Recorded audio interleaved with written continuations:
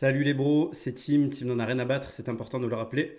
Aujourd'hui, podcast improvisé, absolument. J'ai lu un commentaire qui m'a foutu les boules et j'avais besoin de partager ça avec vous. Alors attention, pour l'auditeur qui a laissé ce commentaire, il m'a pas foutu les boules dans le sens où j'étais dégoûté que tu me laisses un commentaire. Je vous encourage à le faire. Mais il m'a foutu les boules dans le sens où, en fait, il y a un gros problème avec notre génération. Et j'aimerais en parler avec vous. Alors d'abord, je vais vous lire le commentaire en question. Et vous allez voir. Alors du coup, c'était dans ma vidéo Aborde-la, donc aborder une femme, pourquoi tu ne devrais jamais hésiter à le faire. Et le commentaire dit, le physique fait tout, malheureusement pour moi, c'est mort, je le sais déjà. Mais pas grave, c'est la vie. Alors moi, du coup, je lui demande, qu'as-tu comme handicap pour te condamner à l'avance? Parce que si tu as un handicap, effectivement, ça va être compliqué pour toi, je vais pas te mentir, je vais pas te raconter de salade. On n'est pas dans les chaînes positive attitude, all life. Si tu as un vrai handicap, ça risque d'être compliqué, même si tu peux trouver des optimisations pour aller mieux au quotidien, évidemment. Ça, c'est clair, net et précis. Mais ce n'est pas le sujet. Et donc, il me répond aucun handicap, je suis juste réaliste, tellement d'échecs, de mépris, de remarques négatives, que j'ai compris que ça ne servait à rien. Pourtant, je fais des efforts en améliorant mon style vestimentaire, en allant à la salle, en planifiant la mise en place de bonnes habitudes, skincare, bonne alimentation, etc. Mais en vain. J'ai travaillé ma confiance, mon game. J'ai testé le mewing, les jawliners, mais je crois que les jawliners, c'est les trucs que tu mâches. Ça, c'est une note de ma part. Mais je suis toujours aussi invisible. J'ai 19 ans, mais je sais déjà qu'à mes 30 ans, rien n'aura changé. Je ne vais pas me plaindre, j'ai vraiment une belle vie sociale, je fais de bonnes études, j'ai des parents incroyables, un taf et des collègues avec qui j'aime travailler. Heureusement que je suis musulman, sinon j'en aurais fini depuis longtemps. Alors, comment dire T'as 19 ans. Frérot, t'as 19 ans. Je t'ai laissé un commentaire d'ailleurs, hein, pour ceux qui sont curieux, c'est dans la vidéo Aborder une femme, j'ai laissé un commentaire en exemple, pour que vous puissiez aller le lire. En fait, peu importe, tu peux devenir l'homme le plus beau du monde, tu peux devenir extraordinaire, tu peux devenir magnifique, que rien ne se passera si tu n'agis pas. T'as 19 ans. Je le répète encore une fois, tu as 19 ans. T'as pas 24 ans, t'as pas 48 ans, t'as pas 70 ans. T'as 19 ans. À 19 ans, rien ne se passe encore dans ta vie parce que tu n'as pas encore assez essayé, peut-être. Il y a peut-être cette hypothèse-là. Tu es encore peut-être un peu jeune. Et si tu ne tentes rien, si tu dis j'ai essayé d'aller à la salle, j'ai essayé de faire ci, j'ai essayé de faire ça, j'ai mis en place de bonnes habitudes, etc. Mais qu'à la fin, tu abandonnes parce que tu te dis ben, de toute façon ça ne marche pas parce que je suis invisible, tu t'attends à quoi? À quoi tu t'attends? Rien ne se passera. Je le répète, c'est important. Je le répète, c'est quand même très important de le comprendre. Aujourd'hui, on vit dans un tel confort, et c'est le problème de notre génération, on vit dans un tel confort que il faut qu'on se crée des problèmes. Il faut qu'on se crée des problèmes. Je suis pas assez beau, je suis pas assez visible, je suis pas assez ci, je suis pas assez ça. Il y aura toujours des mecs plus grands que toi. Il y aura toujours des mecs qui en feront 2 mètres. Tu auras toujours des mecs qui seront plus beaux que toi. Tu auras toujours des mecs qui auront plus de style que toi, plus d'argent que toi. Tu auras toujours des mecs qui auront des plus gros stubs que toi si tu veux. Allez, on va même aller sur ce terrain-là si tu veux. Ça ne changera rien. Ça restera la même merde pour toi si tu n'arrives pas à comprendre que c'est toi qui te crée tes problèmes. Tu arrives dans ta petite tête et tu me le dis, tu as tout ce qu'il faut. Et tu te crées des problèmes. Tu t'auto-sabotes. Tu te dis, tiens, je me lève ce matin et comment je vais trouver un moyen de me putain de saboter aujourd'hui, tiens. En me disant moi-même que je suis invisible, ça marche pas, etc. Tu te crées des problèmes. Et je vais dire une chose, et que tu le sais déjà. Mais est-ce que nos ancêtres, ils avaient à penser à tout ça à l'époque? Est-ce que tu crois qu'en 1900 ou en 1800, ils avaient le temps de se dire ah, je sais pas, je suis invisible. Ils n'avaient pas le temps. Pourquoi? Parce qu'ils devaient putain de ramener à manger sur la table le soir même. La vie était compliquée, vraiment dure. Les gens mouraient tôt. Donc on n'avait pas le temps en fait d'être déprimé, on n'avait pas le temps d'être malheureux, on n'avait pas le temps de toutes ces conneries. C'est pas notre but en tant qu'homme d'être heureux. C'est pas notre but. C'est une cerise sur le gâteau, évidemment. Il y a des moments où tu vas être heureux, d'autres moments où tu vas expérimenter le malheur. Et ça arrive à tous les hommes, même les hommes qui ont le plus de succès en fait. C'est important que tu le comprennes ça. Il n'y a pas de voie facile. Il n'y a pas de hack. Je peux pas te dire, je vais pas te mentir, je vais pas te dire il y a un hack. Tu vas arriver, il y a un hack, tu vas faire ça Et boum, tous tes problèmes vont disparaître, tu vas être heureux tous les jours. Il y a des trucs qui existent pour te rendre heureux tous les jours. Ça s'appelle les antidépresseurs, mais les antidépresseurs, ça te détruit ta santé, ça te détruit ta psyché. C'est pour ça que je te les recommanderai jamais. Tu dois expérimenter la difficulté, tu dois expérimenter le malheur, tu dois expérimenter l'échec.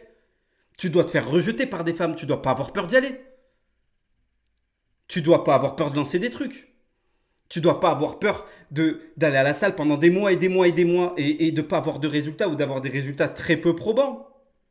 Parce que ça fait partie de la vie. C'est comme ça. On ne peut pas tout avoir en claquant des doigts sans aucune difficulté. Sans agir. Juste en se disant, ça va venir à moi. Ça ne viendra pas. Et tu le sais, tu as commencé à mettre les routines en place. Tu as commencé à faire le taf. Et pourtant, tu me dis, j'y arrive pas. Mais tu as 19 ans, frérot. Relativise. Tu as 19 ans. À 19 ans, j'étais beaucoup plus loin que toi. Dans le sens où, pas plus loin devant, mais plus loin derrière. 19 ans, j'avais redoublé 2 fois déjà. Donc 19 ans, je devais être en terminale, je pense. J'étais en terminale. J'étais maigrichon comme ça. J'étais un fainéant. Je voulais pas me bouger le cul pour aller à la salle. Mais il y a un truc où j'étais certain de moi, c'était, je me suis toujours dit, je ne veux pas rester une merde toute ma vie. Donc j'ai agi. J'ai mis en place des choses. D'ailleurs, je te recommande d'aller voir le podcast du Paria au héros du lycée. Les 4, il y a 4 parties qui sont géniales, qui vont te retracer mon parcours. Comment je suis devenu team. Comment, dans mon plus jeune âge, j'ai fait pour passer du paria de mon lycée, donc un mec que personne ne calcule, au héros de mon lycée, le mec le plus populaire du lycée. Donc, je t'invite à aller les écouter. Et en fait, il faut que tu arrives à comprendre une chose, c'est que actuellement, tu es dans un genjutsu, tu es dans une illusion. Tu es dans une illusion où les choses vont mal, où rien ne va. Mais je veux que tu comprennes que c'est toi qui t'es créé ces problèmes. Tu t'es créé des problèmes tout seul dans ta tête.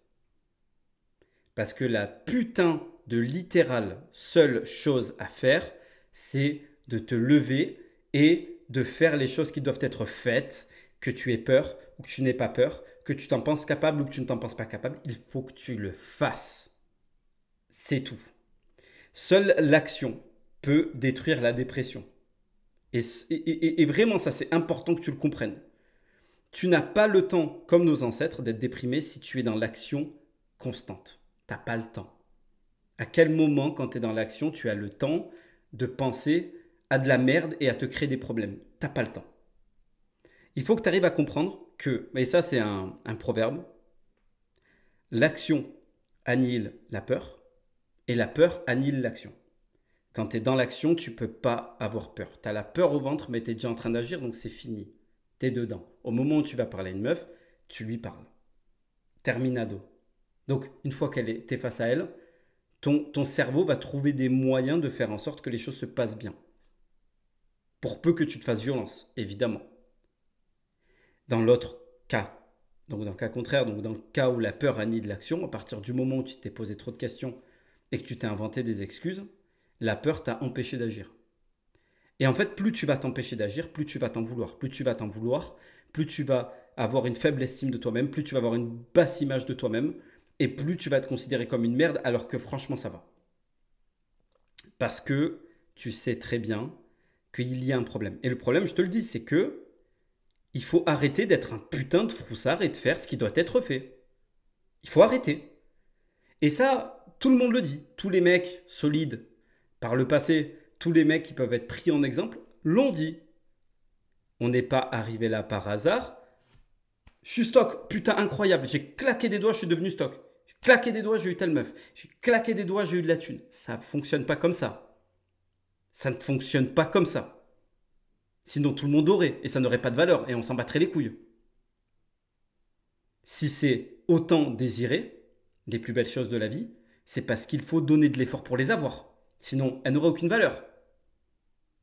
Donc à un moment donné, tu as le droit d'être un trouillard, mais même avec la trouille au bide, il faut y aller. J'étais un froussard. Ça se voit peut-être pas maintenant, parce que tu me vois parler avec assurance. J'ai quand même bien réussi ma vie, et je compte encore atteindre des plus hauts sommets. Et je lâcherai pas tant que j'ai pas atteint mes putains de plus hauts sommets. Mais je vais te dire une chose, frérot. J'avais la frousse. J'avais peur. La première fois qu'il a fallu que j'aille parler à une meuf, je me chiais dessus. Je me chiais dessus. Quand je dis je me chiais dessus, je me chiais dessus. J'y suis allé. Je me suis pris des recals. Parfois des recals qui m'ont fait très très mal à l'ego. J'en ai parlé de ma première recale. Ça m'avait fait très mal à l'ego. Le mec et la meuf se regardent et rigolent en se moquant de moi parce que j'ai bégayé au moment d'aborder. Oui, effectivement, j'ai pensé à abandonner à ce moment-là, mais j'ai continué à le faire. Malgré le fait que ma salope intérieure me poussait à abandonner, à le laisser tomber, j'ai continué. Parce qu'il n'y a pas le choix. Parce que si je veux devenir l'homme que je veux devenir, en fait, il n'y a pas le choix. Que je me sente merdique, minable, que je me sente malheureux, que je me sente déprimé, etc., etc., je dois faire les choses. Je dois faire les choses parce que je ne veux pas rester comme ça, en fait. J'ai envie de m'en sortir. J'ai pas envie de rester une merde toute ma vie. Parce que la vie, un jour, va finir par te gifler, en fait. Tu veux pas bouger? Ben, en fait, ce qu'il faut que tu saches, c'est que tu as un putain de... comment ça s'appelle? Tu as un putain de rouleau compresseur qui arrive pour te démonter. C'est pas grave, reste immobile. Reste immobile sur place. Et il y a un putain de rouleau compresseur qui arrive pour te bouffer. Il n'y a rien qui reste immobile dans la vie. C'est soit tu avances, soit tu te fais écraser. Il n'y a pas de je reste sur place et je vais rester sur place toute ma vie. Les mecs qui te disent ben, je vais avoir un CDI, je vais rester en place toute ma vie, c'est faux. J'ai jamais vu de gens plus haisseux, plus miséreux que des gens dans le monde du travail. Qui sont prêts à te vendre pour 10 balles. C'est pas ce que tu veux devenir. C'est pas ce que tu veux devenir. T'as 19 ans, t'as toute la vie devant toi. Tu peux prendre les choses et te mettre à l'action. Le contenu que je fais, le contenu que je produis, je ne m'adresse pas uniquement à toi, frérot, qui a laissé ce commentaire. Je m'adresse à vous tous, les frérots, tous ceux qui m'écoutent. Tous ceux qui m'écoutent. Mon contenu, c'est comme si je venais derrière vous et je vous apprenais à faire du vélo. Mais je vais vous pousser, mais il faut pédaler. Si vous pédalez pas, vous tombez. Et vous restez sur place. Et si vous restez sur place, il y a le rouleau compresseur qui arrive pour vous enculer. Je veux que vous le compreniez. Je veux vraiment que vous le compreniez. Et ça, c'est important. J'ai toujours eu peur de faire les choses. J'ai toujours émis des doutes au moment de me lancer dans quelque chose. J'ai eu des doutes. Je vous jure, les frérots. Pendant 10 années de ma vie. Pendant 10 années de ma vie. Et j'aimerais bien vous montrer la bibliothèque que j'ai derrière. Là, vous voyez peut-être la bibliothèque que j'ai derrière dans la vidéo. Bon, là, vous voyez des figurines et des trucs comme ça. Mais il n'y a pas que ça.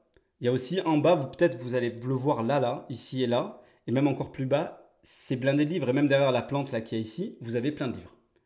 Vous savez, c'est quoi ces livres? C'est des livres de développement personnel. C'est des livres de business. Pourquoi? Parce que pendant 10 ans, j'ai passé 10 années de ma vie. C'est-à-dire que toi, pendant que tu étais à 19, 20 ans, 21 ans, peu importe l'âge que tu as à l'heure où tu m'écoutes, mais moi, pendant que tu étais en primaire ou quoi, moi j'étais en train de potasser tous ces livres que tu vois ici. Tu sais pourquoi je faisais ça? Parce que je cherchais le secret. Le secret qui allait me permettre de devenir l'homme que je veux devenir. Je vais vous donner le secret, je ne vais pas vous faire perdre de temps, vous n'allez pas perdre 10 ans comme moi, vous n'allez pas acheter 10 tonnes de livres, ça ne sert à rien. Économisons du papier, soyons écolos sur rien à battre, c'est important. Regardez, vous voyez, il y a du verre et tout. Soyons écolos dans rien à battre. Moi, je vais vous dire ce qui se passe. Le secret, le fameux secret peut-être que tu cherches toute ta vie et que tu es en train de chercher et que tu te dis « Oh putain, le secret, je le cherche ». Le secret, c'est d'abord la foi. Ouh là là, là je vais perdre des athées, je vais perdre des zététiciens. Mais la foi, la foi. Pourquoi je vous dis la foi? La foi, qu'est-ce que c'est? La foi, c'est pas juste croire en Dieu. La foi, c'est de croire en quelque chose que vous ne voyez pas, mais d'y croire fermement. Il n'y a pas que Dieu que vous ne voyez pas. Il y a quelque chose que vous ne voyez pas qui s'appelle le futur. Quand je vous dis d'avoir la foi, et quand je vous dis que la plupart des gens n'ont pas la foi, c'est parce que la plupart des gens abandonnent quand ils vont à la salle au bout de 3 semaines, un mois, parce qu'ils ne croient pas qu'ils arriveront à atteindre leur objectif parce qu'ils ne sont pas patients. Qu'est-ce que ça signifie? Ça signifie qu'ils doutent. Et en fait, ce qu'il faut savoir, c'est que le doute précède toujours l'abandon. Le doute amène à l'abandon. Le doute, c'est la némésis, l'antithèse de la foi. Donc à partir du moment où tu doutes, tu n'as plus la foi. Tu n'y crois plus. Tu te dis non mais ça ne marche pas, ça fait 3 semaines que je vais à la salle, je suis toujours un gros tas de merde. Oh non, je suis pas comme ça. Dans mon identité profonde, je suis un quitter, je suis un mec qui abandonne. Donc cette fois aussi, je vais abandonner. Et donc tu abandonnes. Et après, tu te dis, non mais laisse tomber, c'est pas dans ma personnalité, je suis pas un battant, je suis une merde, j'arriverai à rien. Parce que tu as perdu la foi. Et nombre de textes religieux, dont le Coran, que je cite beaucoup parce que je suis musulman. Et je vais vous le citer, c'est pas grave. Si vous doutez, vous aurez l'enfer. Essayez de le prendre philosophiquement. Tu doutes, ta vie c'est de la merde. À partir du moment où tu te dis je vais pas arriver à atteindre tel objectif, c'est pas possible, je ne peux pas y arriver, tu commences à émettre des doutes sur la vision que tu veux atteindre, tu ne l'atteindras jamais. Ça veut dire qu'à partir du moment où tu te dis je vais jamais être stock, je vais jamais réussir à reprendre mon poids en main, je vais jamais réussir à aller aborder ces femmes, je vais jamais réussir à lancer tel business, je vais jamais réussir à me lancer dans cette formation pour avoir une telle compétence, cette compétence est impossible, même si c'est dur, il y a des obstacles, c'est normal. À partir du moment où tu doutes, ça ne fonctionne plus. Tu abandonnes. Les doutes te poussent à lâcher l'affaire. Et c'est pour ça que vous lâchez l'affaire. C'est pour ça. Et quand vous lâchez l'affaire, vous perdez de l'estime pour vous-même. Vous n'avez plus confiance en vous-même parce que vous vous êtes trahi. Voilà pourquoi. Voilà pourquoi ça n'a pas marché. Parce que à chaque fois que vous décidez de douter, vous laissez le doute entrer dans votre putain d'esprit. À chaque fois que vous le laissez entrer dans votre esprit, ce doute, qu'est-ce qui se passe? Ça vous nique toutes vos projections. Ça vous encule toutes vos projections. J'ai niqué des projets, mais j'en ai niqué une centaine des projets comme ça. J'ai niqué des années où j'aurais pu aller à la salle, où j'aurais pu commencer à prendre soin de moi, parce que j'ai laissé le doute entrer en moi. Et donc, j'ai laissé tomber, et donc mon estime de moi-même a chuté, et donc je me suis mis à baisser mes standards, et donc je me suis mis à devenir une merde. Tu veux pas ça pour ton avenir, c'est pour ça que tu doutes. C'est pour ça que tu n'y arrives pas, tu doutes sans cesse. Je vais pas y arriver, c'est pas possible. C'est la vie, c'est comme ça. Et la foi. Et la foi. C'est quoi avoir la foi? Je vais te le dire, c'est quoi avoir la foi. C'est avoir une chaîne à 1200 abonnés et pas lâcher l'affaire. Petite crotte de nez pour Tim. Non, en fait, c'est vraiment, il faut que vous arriviez à comprendre ça. Aujourd'hui, moi j'ai compris que si j'ai un désir, c'est qu'il vient de quelque part. Et qu'il se doit d'être honoré pour ce qu'il est. Si tu as envie de devenir stock, si tu as envie d'être libre, si tu as envie de faire du pognon, si tu as envie d'avoir une nana que tu es choisie, c'est un luxe. Aujourd'hui, il faut le dire, c'est un luxe. La plupart des mecs prennent une meuf par défaut. Si tu veux prendre une meuf que tu t'es choisie, qu'est-ce qu'il faut faire? Il faut prendre cet objectif, tu vois, le prendre, tu le prends là, tu le saisis, et tu te dis, ça va se passer. Quoi qu'il en soit, peu importe le temps que ça dure, j'en ai rien à foutre. Ça va se passer. Ça va se passer. Ça peut prendre 1 an, ça peut prendre 2 ans, ça peut prendre 8 ans, ça peut prendre 10 ans. Ça va arriver parce que j'y crois. J'y crois.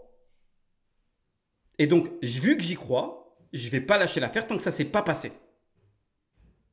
Voilà. Et ça, c'est putain, mais ça, il faut que vous vous foutiez dans le crâne. Et c'est pour ça que vous échouez. Et c'est pour ça qu'on échoue, et c'est pour ça que j'ai échoué des centaines de fois dans ma vie.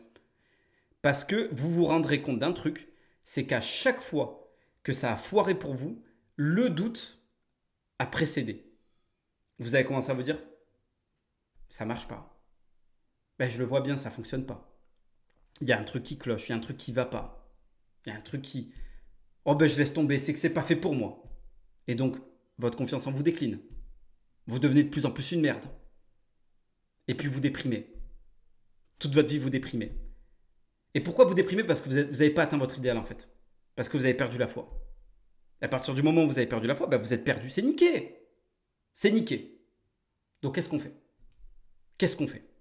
Moi je vais vous le dire.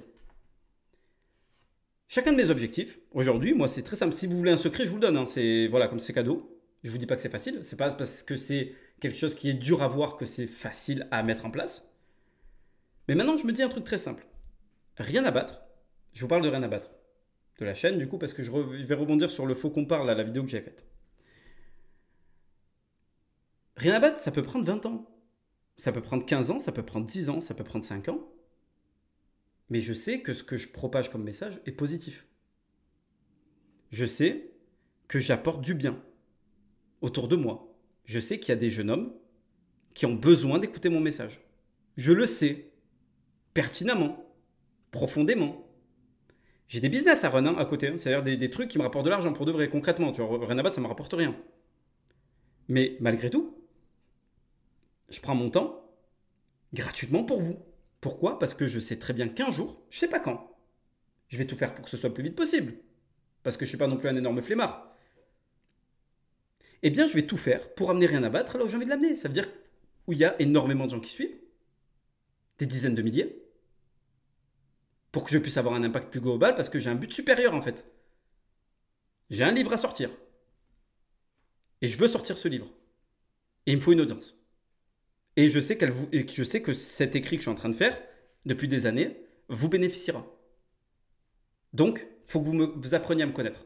C'est pour ça que je monte ma gueule aussi. J'ai cette honnêteté comparé à beaucoup d'autres youtubeurs qui se mettent sous pseudo et qui ne montent pas leur tête. Ben moi, je l'ai fait. J'ai montré ma tête. Parce que je veux que vous me voyez. Et je veux que vous regardez dans les yeux en même temps aussi quand je vous parle. Ça pourra prendre le temps que ça prendra. 5 ans, 10 ans, je vais changer. Si ça ne marche pas, c'est parce que la stratégie est mauvaise. Mon compte a sauté, mon compte publicitaire a sauté, je suis sauté des recommandations. Alors qu'est-ce que je fais? Je bouge sur Spotify, je bouge sur Deezer, je bouge sur machin. Je vais mettre des Reels et des TikTok, sur Instagram, sur YouTube Shorts pour voir peut-être s'il y a moyen d'essayer de choper de la viralité. Mais dans tous les cas, je ne vais pas lâcher l'affaire. Ma vision n'est pas mauvaise, c'est le plan qui est mauvais, l'exécution est mauvaise, d'accord. Mais il faut que vous arriviez à comprendre que je crois fermement que ma vision va se réaliser. Et tous mes business que j'ai run par le passé, ceux qui ont réussi, j'y ai cru de toutes mes forces. Ça, ils ont mis du temps à arriver. Pareil, à arriver à maturation, ils ont mis un peu de temps. Il y a des business, un ou deux, qui ont skyrocket dès le premier coup, mais c'est très rare, ça c'est des anomalies. Les business qui réussissent du premier coup, c'est des anomalies.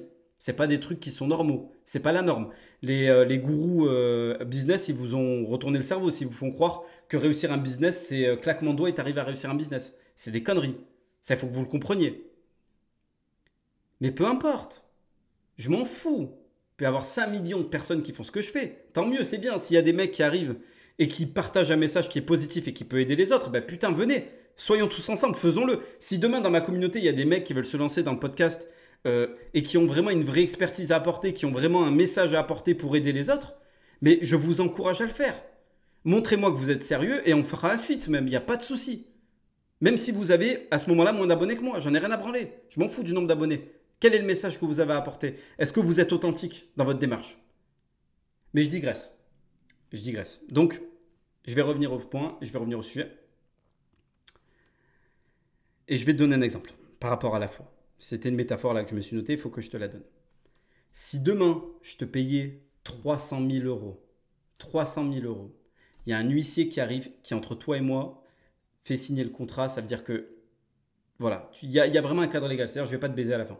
Mais si demain, je te donnais 300 000 balles, en échange du fait que pendant 4 ou 5 mois, chaque jour pendant les 5 jours de la semaine, lundi, mardi, mercredi, jeudi, vendredi, tu vas à la salle et tu manges bien. Tu dois envoyer des preuves de tes plats, de tout ce que tu manges. Et en plus de ça, tu dois envoyer des preuves que tu es à la salle et que tu pousses. Pour 300 000 euros. Je te garantis, mis à part les plus grands flemmards, que tu le feras. Pourquoi? Parce que tu sais qu'à la fin, tu auras ton argent. Et quand tu sais que tu auras ton argent, tu fais les choses. Je vais même te donner un exemple encore plus parlant. Contre la promesse d'un salaire, les gens se lèvent tous les matins pour faire un truc qui leur déplaît. Parce qu'ils ont la foi, ils sont certains qu'ils seront payés à la fin du mois. Mais qu'est-ce qui te garantit que tu seras payé à la fin du mois? Les lois.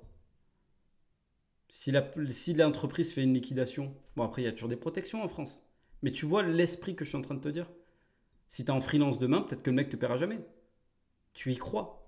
Tu as la foi, tu travailles. Quand tu travailles, tu te lèves, il faut que tu fasses ce boulot même si tu n'en as pas envie. Ben, tu le fais parce que tu as la foi d'être payé. Pourquoi vous n'avez pas la foi sur vous-même en fait, sur vos propres objectifs? Pourquoi vous ne prenez pas un objectif, vous dites écoutez voilà, ça c'est mon objectif, je vais devenir stock.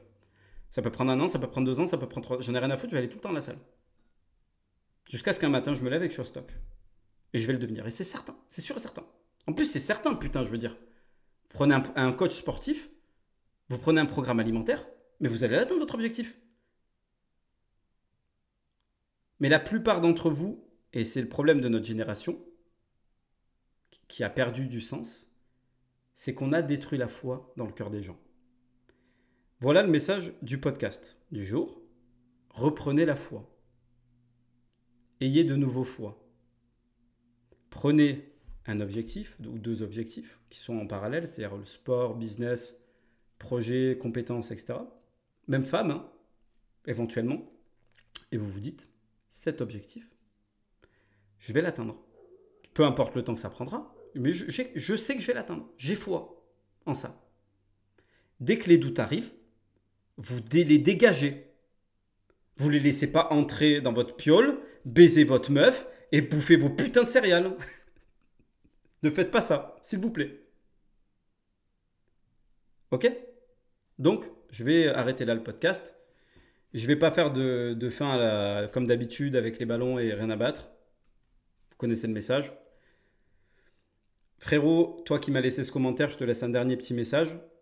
Je t'ai laissé un petit défi sur le commentaire que je t'ai laissé. J'ai laissé un putain de pavé. Franchement, ça m'a occupé l'esprit tout l'après-midi. Hein. Je t'ai laissé un putain de pavé. Je vais te laisser avec ce pavé. Hein. Je vais te laisser avec ce pavé. Et puis j'espère aussi que tu relèveras le challenge que je t'ai donné. Je t'ai donné mon adresse mail. J'ai envie que tu me fasses des follow-up tous les mois. Que tu me montres où tu en es. Et à la fin d'un an, on se fait un live tous les deux. C'est pour ça que je compte sur toi pour être sérieux. Et je veux qu'on discute ensemble. Ok? Donc, arrête, arrête tes conneries. Arrête de déprimer. Il y a besoin d'un grand frère des fois qui te mette une petite baffe dans ta tête et qui te dit arrête tes conneries. Reprends-toi. T'es un homme. Et mets-toi au boulot. Et toi aussi, frérot, qui écoute mon podcast accessoirement, cette petite claque, ce coup de gueule s'adresse à toi aussi. Fous-toi au boulot.